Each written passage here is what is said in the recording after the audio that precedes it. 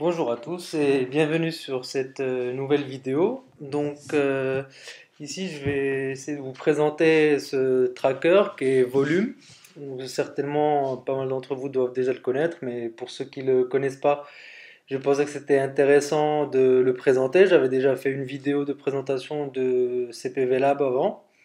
Mais là, j'utilise de plus en plus volume en me spécialisant de plus en plus dans le mobile, vu que c'est plus approprié, on va dire, il y a plusieurs avantages à ça. J'ai voulu vous montrer un peu à quoi ça ressemble de l'intérieur et faire une présentation rapide dans cette première vidéo, juste montrer les infos qui sont proposées, ce qu'on peut traquer, comment c'est présenté, etc.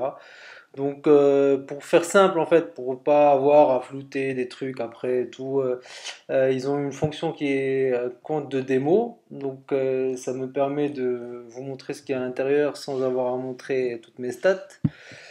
Je vais me loguer.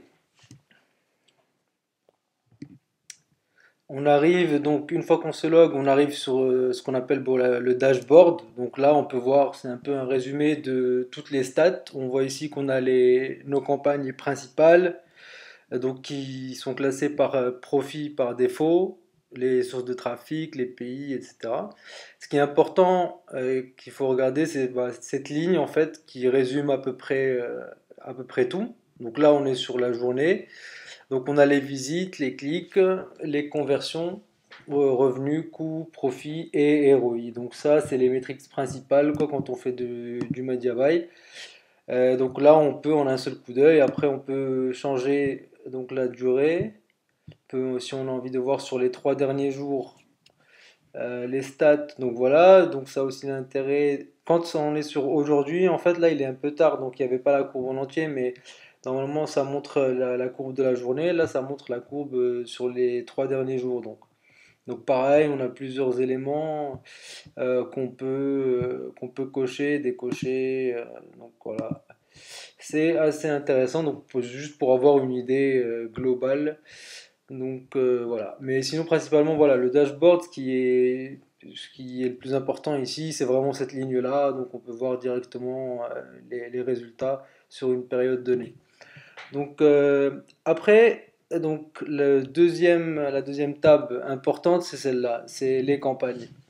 Donc c'est sur cette page-là qu'on a la liste de toutes les campagnes qui sont actives ou pas. Là, on voit que c'est les actives qui sont sélectionnées, mais ça pourrait être, on peut afficher toutes, donc même celles qu'on a désactivées, etc.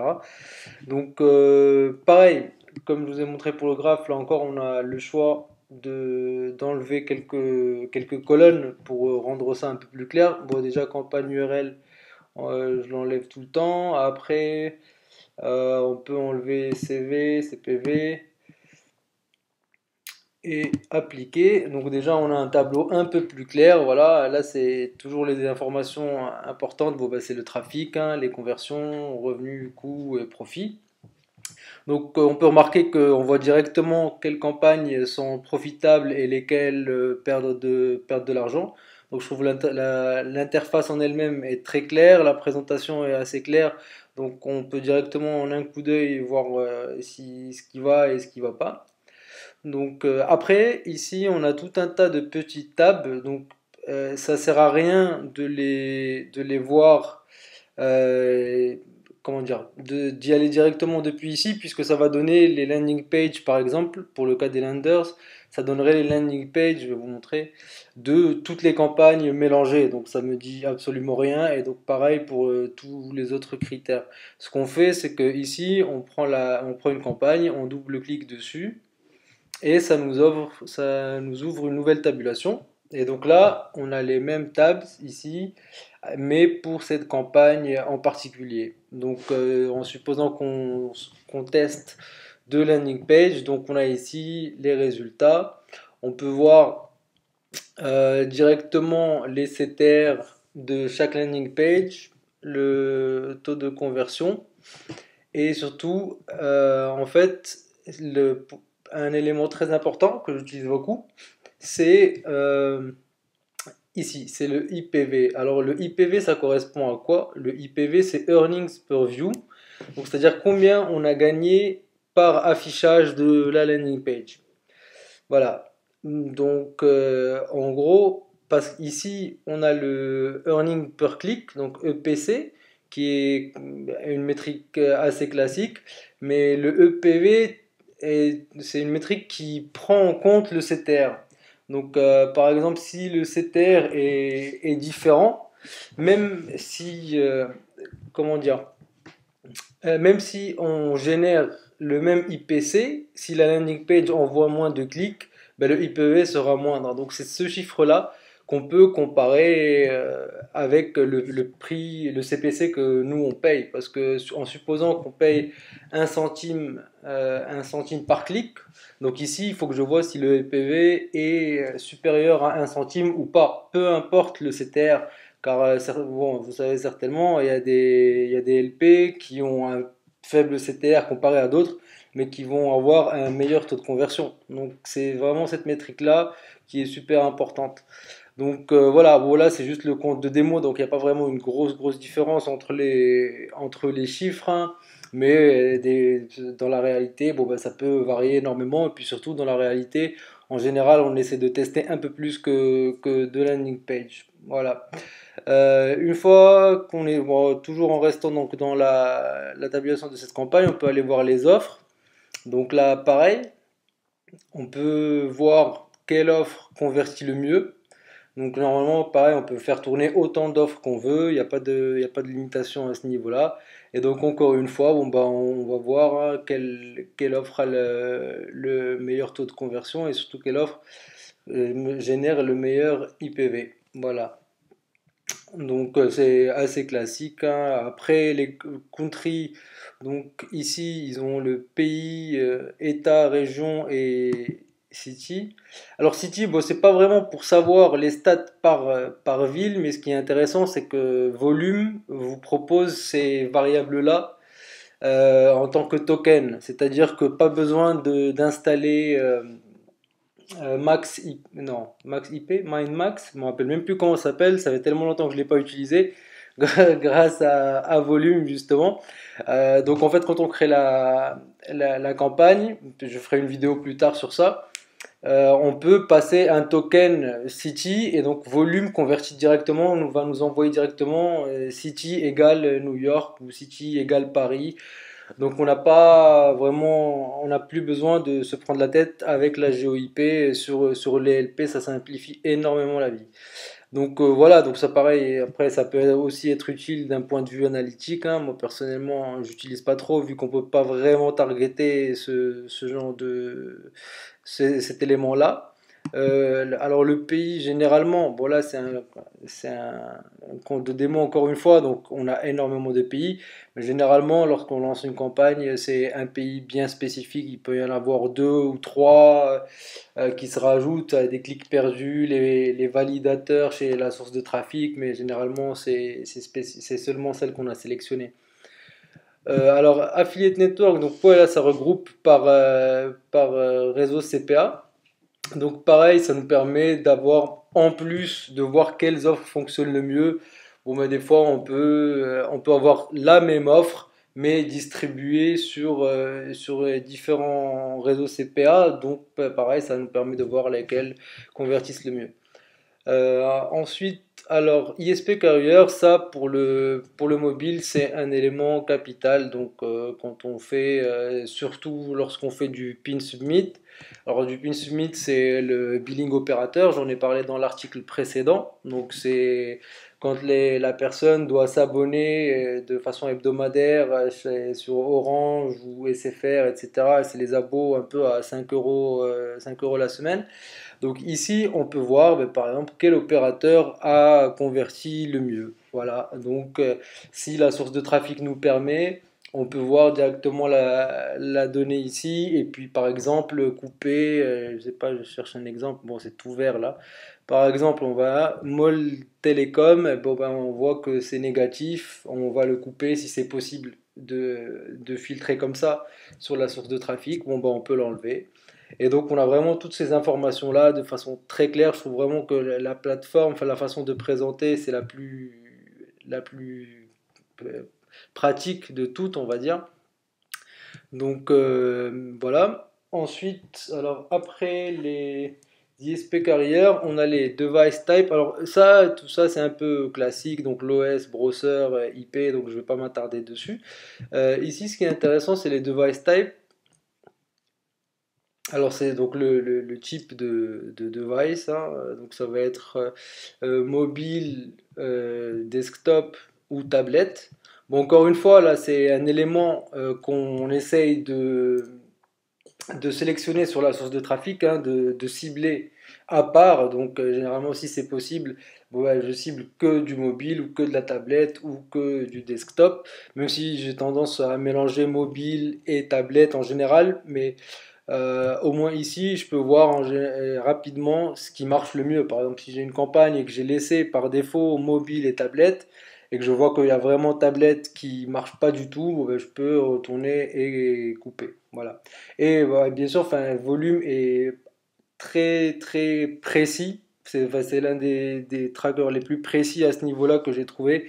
Leurs bases de données sont toujours à jour. Enfin, leurs algos pour détecter ces éléments-là sont toujours à jour. Donc vraiment rien à dire à ce niveau-là. Par la suite, donc il y a les brands. Donc ça c'est vraiment ouais, les marques de téléphone. Et les modèles, donc c'est pareil, les modèles, donc on va avoir Samsung Galaxy S5, Galaxy S4, etc. Et ça pareil, donc brands et modèle, volume permet aussi d'utiliser le token, donc ça vous avez dû le voir certainement en naviguant un peu sur votre mobile. Si vous atterrissez par exemple sur une landing page antivirus, donc il va vous dire votre Samsung Galaxy S4 est peut-être infecté, etc. Donc ça, c'est des éléments, ils le savent parce que bah, volume, en l'occurrence, c'est possible de le savoir d'une autre manière, mais dans 99% des cas, c'est des affiliés qui utilisent volume et donc qui récupèrent directement de façon très simple via l'URL la variable avec la valeur brand égale Samsung, modèle égale Galaxy S4. Voilà, donc ça c'est aussi un autre avantage. Par la suite, l'élément important, donc là encore une fois, ben, ça c'est les conversions, ça donnera le listing des conversions, ça c'est des éléments assez classiques, hein. Le day parting, alors le day parting, ouais, ça c'est un élément très important, donc c'est pour par exemple voir quel jour de la semaine fonctionne le mieux. Donc là, j'ai sélectionné que les 3 derniers jours, donc ça donnera pas une semaine entière. On va dire que je prends les 30 derniers jours.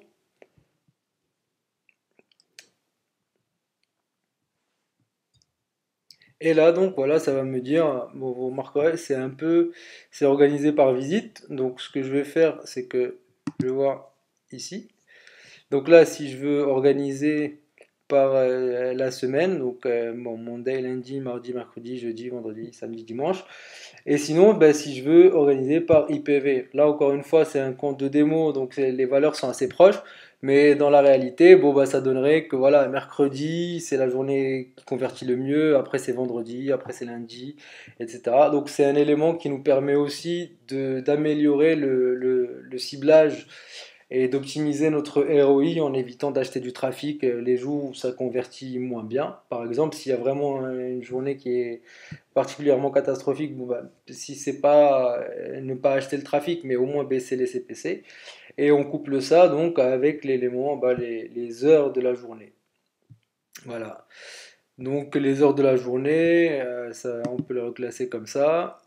Donc voilà, ça vous donne de minuit jusqu'à l'heure. Et pareil, on peut reclasser par EPV pour voir à quels horaires ça a le mieux fonctionné. Alors évidemment, là c'est juste une présentation rapide, hein, mais c'est possible d'aller plus loin. Donc là il y a un petit bug, ça arrive des fois. Ce que je voulais vous montrer, ouais.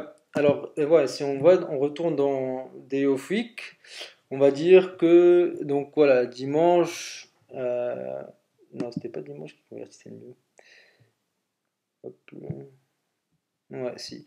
Bon, alors mercredi est la journée qui convertit le mieux, donc on peut aller plus dans le détail normalement, non? Si, ouais, c'est par là. Voilà. Donc en fait, ce que ça va nous donner, c'est que mercredi, voilà, on peut voir. les heures de la journée pour les mercredis, parce que bon bah si on va dans heure du jour, bon bah ça nous donne l'heure du jour en général, cumulé sur les 30 derniers jours. Mais ce que je veux, c'est sur les 30 derniers jours, le mercredi, à quelles heures fonctionne le mieux et quelles heures fonctionnent moins bien, et je vais pouvoir avoir cette donnée-là et la voir bon, bah, pour chaque jour de la semaine. Donc ça donne énormément d'éléments qui permettent d'optimiser nos dépenses et les performances de la campagne, et donc d'augmenter le ROI. Voilà. Donc le dernier élément, donc c'est les variables. Ça, c'est des variables qu'on ajoute nous-mêmes en fait.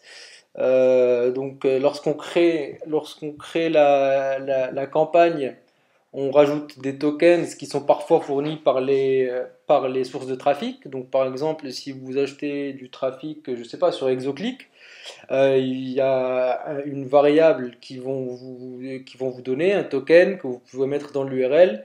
Et donc ça va vous dire par exemple que votre site le clic vient de Pirate Bay, par exemple, juste pour donner un exemple. Et donc on va pouvoir retrouver toutes ces infos ici. Donc c'est soit les noms de domaine, soit les ID des sites sur les sources de trafic. Donc pareil pour pouvoir après retourner sur la source et enlever les... alors non, voilà, je retourne à la table. Voilà. Donc ça va me permettre de voir quels sites fonctionnent le mieux et lesquels ne convertissent pas, ne sont pas profitables, et donc retourner sur la source de trafic et les éliminer. Donc là, il y en a 100 qui sont affichés, mais on peut en afficher plus. Voilà. Donc ça, c'est vraiment, c'est un autre élément qui est capital hein, pour optimiser n'importe quelle campagne. Donc sinon, ça revient à faire du run constamment. Donc voilà. Bon, je fais un petit peu le tour. Là, je voulais juste vous montrer un dernier truc. Donc c'est les graphiques. Alors ça, c'est un truc que j'ai pas sur CPV Lab, ou en tout cas jusqu'à la dernière fois que je l'ai utilisé, il y avait pas vraiment de graphiques aussi clairs. J'aime beaucoup les graphiques que propose Volume. Donc là, on clique ici pour les voir. Donc oui, encore une fois, c'est juste parce que c'est un compte de démo qu'on a des lignes assez droites, vu que les chiffres sont assez similaires. Mais bon, généralement ici, bon, ben, on peut voir les visites, l'évolution des visites, l'évolution des conversions, l'évolution du profit, etc. Voilà. Donc voilà, c'était juste pour faire une petite présentation rapide de tous les éléments. Alors volume, ce qu'il faut savoir c'est que ouais, c'est gratuit pour signer. Donc je vais montrer un peu les différents plans qu'ils proposent. Donc le plan newbie pour commencer à 0 euros, 0 $ en gros, et ça inclut 100 000 événements par mois. Donc 100 000 événements, ça inclut les clics, les visites et les conversions. Donc voilà, donc en gros, ça dépendamment du trafic que vous faites, ou en tout cas pour commencer, vous pouvez commencer gratuitement et utiliser volume vraiment pour vous simplifier énormément la vie. Un autre élément qui est important, c'est que c'est pas un tracker qu'on installe sur son propre serveur, donc c'est un SaaS. Il y a des gens qui peuvent être réticents par rapport à ça, du fait que ça donne les stats donc aux propriétaires de volume et aux développeurs de volume. Mais bon, c'est utilisé par, je pense, un bon millier d'affiliés maintenant, dont certains qui font des chiffres monstrueux et qui font confiance. Le mec qui possède le produit, il y a plusieurs autres produits aussi, c'est quelqu'un de confiance, donc il n'y a jamais eu de souci à ce niveau-là. Après, bon, bah, si vous augmentez le volume de vos campagnes, bon, bah, vous pouvez très facilement upgrader à un autre plan. Bon, ça devient un peu cher lorsqu'on fait du mobile. Moi, par exemple, je suis sur ce plan-là, sur le plan agency, donc je paye 400 $ par mois de tracker, mais j'avais jamais payé autant auparavant. Mais bon, et j'avoue que ça simplifie énormément la vie. Ils ont développé leur propre système de base de données pour gérer quantité astronomique de données à gérer dans la base de données. Donc, comparé à un CPV Lab ou un Immobitrax, où si on fait, on va dire, 1 million de clics par jour, il faut purger la base de données tous les 2 jours pour pas que ça ralentisse le serveur, faut que votre serveur perso soit costaud, etc. Là, c'est vraiment, on se débarrasse de tous ces problèmes-là. Donc, ça a un prix. Mais voilà, après il faut savoir ce qu'on veut. Donc moi personnellement, c'est pas un truc avec lequel j'ai envie de me prendre la tête. Et surtout, encore une fois, l'un des gros avantages, c'est les tokens dont je vous ai parlé, donc de pouvoir récupérer la ville, les modèles des téléphones, etc. Donc voilà, je ferai donc une prochaine vidéo où j'essaierai d'expliquer comment mettre en place sa première campagne. Et donc j'essaierai de trouver un bon exemple avec un petit peu toutes les variantes qu'il peut y avoir. Et merci beaucoup donc d'avoir suivi la vidéo. Je vous donne rendez-vous donc certainement la semaine prochaine.